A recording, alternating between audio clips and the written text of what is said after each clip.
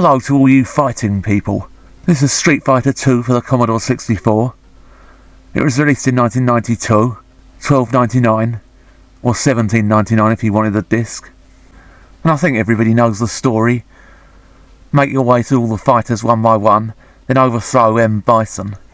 Converted by US Gold, a name that I'm sure will have fans of quality games saying what the bloody hell did they let them do it for?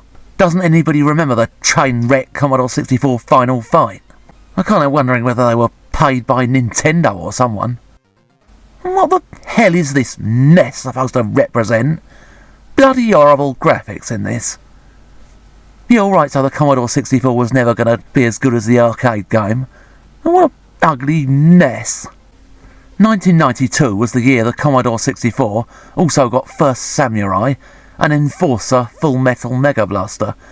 I think both of which showed what the Commodore 64 is actually capable of, when people can actually be fucking bothered to make the effort. This must be one of those games where you win a bun if you guess who the characters are supposed to be.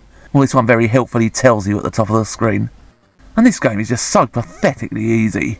I mean, I'm pretty sure Street Fighter 2 fans who are experienced with the arcade machine and stuff will be able to get through this on their first go. And I might get shit through my letterbox for saying this, but I'm really not a fan of the Street Fighter 2 characters. I think it's because I've seen them in so many games, I'm just sick to death of the sight of them now. I mean, the original Street Fighter had a load of new characters. Then when Street Fighter 2 came out, I think most of the characters in that were new, and then I don't know quite what happened after that. They had a big hit with Street Fighter 2, and it's kind of like they're afraid to try anything else. Capcom spent the next something years trying to make Lightning Strike twice. I mean, the more recent Street Fighter games do have some new characters. It always just seems to be the same old mob turning up over and over again. I mean, like Chun-Li. She must have been in more computer games than Mario and Sonic put together. I mean, something like King of Fighters, they have several games, and they have some storyline running through them, and then they change to a new storyline and they introduce a whole new load of characters. With this, it's just Street Fighter 2 ad infinitum. It's like they're in a comfort zone or something. They just don't want to try anything new. I mean, they just bring out Street Fighter 2 the 1,000,000th edition or something. This time we've added a bit where you can give Bison a wedgie or something. Oh, do something to defend yourself, you great tub of lard. What a complete bloody pushover. That's Ken Masters there. He actually got the name Masters when they started releasing the Street Fighter 2 action figures. I think they were just worried about releasing a doll called Ken. Somebody must have thought people might confuse him with a certain other famous doll called Ken. So he became Ken Masters, as in Master of Martial Arts, presumably. Mind you, Ken Masters is married to a flipping Barbie doll, so there we are. I think 1992, the Commodore 64 really was in its last years. But with Street Fighter 2 being a big hit, I think they just wanted to release it to every system going, milk every last drop out of it. Is this character actually going to lift a bloody finger or what? No, obviously not. So much for blooming worldwide Street Fighter, more like a bloody great big bag of wind. I think he should go and take up flipping flower arranging or something. Cake decorating. So it's on to the next bloody awful looking mess of graphics. And let's have the next terrible rendition of a Street Fighter tune, if you please.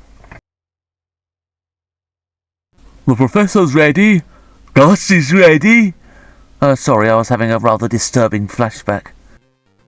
Oh, here we go, the big green man from Mars or whatever he is. I think he gives you electric shocks. This background really is adorable.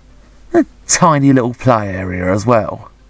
Half the flipping screen seems to be taken up by the energy bar and all that stuff. Cool, don't say Kenner's actually taken some damage. Must have been having an off day or something. You won. Well, there's a surprise. Yet another flipping wetsy.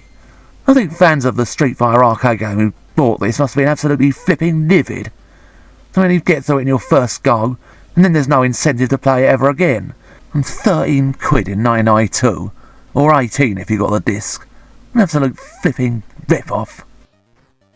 Yes, I'm sure Commodore 64 owners were all over the moon. Yet another absolute train wreck of a conversion. Rubbish graphics, tiny playing area, horrible renditions of the Street Fighter 2 tunes, pathetically easy, I'm not even that good at one-on-one fighting games. You don't even have to know the special moves to get through this Commodore 64 version. Don't know whether there actually are the special moves in this version. Oh, and I've won again. Well, bless my little socks. Perhaps if Blanca had actually lifted her finger, it might have been something resembling useful. Play again? No, thank you. What a complete waste of a licence.